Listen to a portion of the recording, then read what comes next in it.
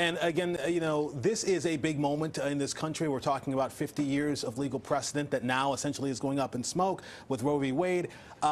Your reaction, first of all, to this moment today. I mean, how do you feel about what the court has done, what we saw coming down the line, but again, a lot of precedent behind it? Yeah.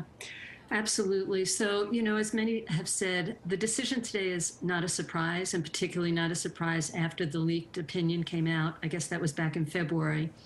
But there's something really stark and chilling about actually seeing it in writing, and seeing the decision supported by such lengthy analysis. And of course, some parts of the opinion were more chilling than others.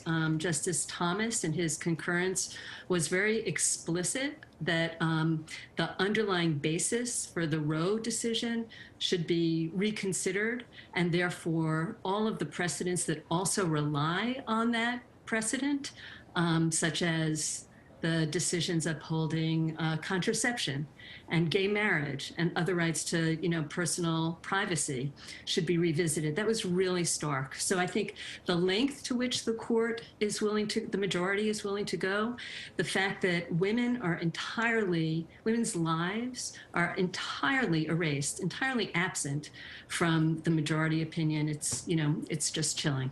Let me ask you something, because something else that's not going to come as a surprise is roughly half the states in the country are going to ban abortion. They're expected to ban abortion. So how are women, speaking of those women, going to seek care? Yeah. So there have been laws around the country that have been slowly chipping away at access to abortion for many, many years now. So this is just sort of the icing on the cake, maybe, victory for those who have been seeking to overturn the right to abortion. Many women will travel, and many people are talking about the burden that will come to the states, to the clinics and healthcare providers in the states in which abortion is still legal and unrestricted. But what we know from history is that pregnant people will always seek abortion, and the question is whether it's safe or whether it's unsafe. And of course, we don't have to look that far back in history to get, chilling examples of the devastating impact of illegal abortions on those who have sought them when they're not available in clinics, when there isn't funding for them. The impact, no doubt, is going to fall most harshly on poor women, on people of color, on people who lack resources. So, people will always find a way to have abortions, and the question is just what the toll will be in terms of people's health. So the right to an abortion, it is protected in New York, it is protected in New Jersey, but I'm curious because, again, in some of these states where it is not protected and it is illegal, could a state punish someone for leaving their state to get an abortion elsewhere? I mean, would that be allowed under, it doesn't seem like interstate travel and everything else, but I'm curious, would that be something that would be allowed?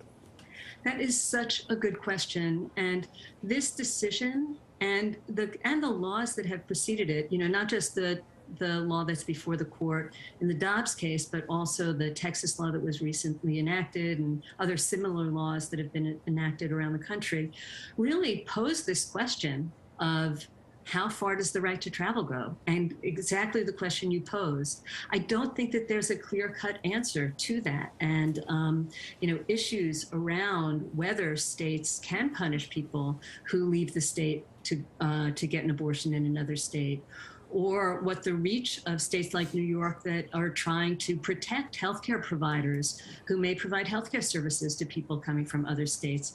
That's, we're in somewhat uncharted territory, and those are questions that are going to have to be resolved by the courts. Julie, we have about 30 seconds left, but I want to ask you this. So women are urging each other on social media to delete the tracking apps that track your cycle because prosecutors could use those as evidence. Is that even legal?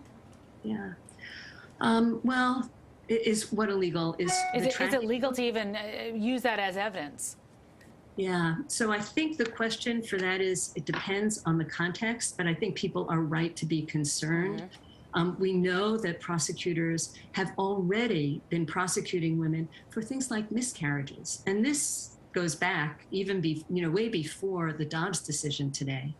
So, so I think people are right to be concerned. Mm-hmm. There are those who are you know, very dedicated to going after women who seek control over their bodies. So I think the concern is unfortunately warranted. Okay. Wow. All right, Julie, thank you so much for the insights here. Obviously, again, it's a big decision, impacts a lot of people, and obviously any insight we can get is useful. So thank you again for speaking with us. Thank you.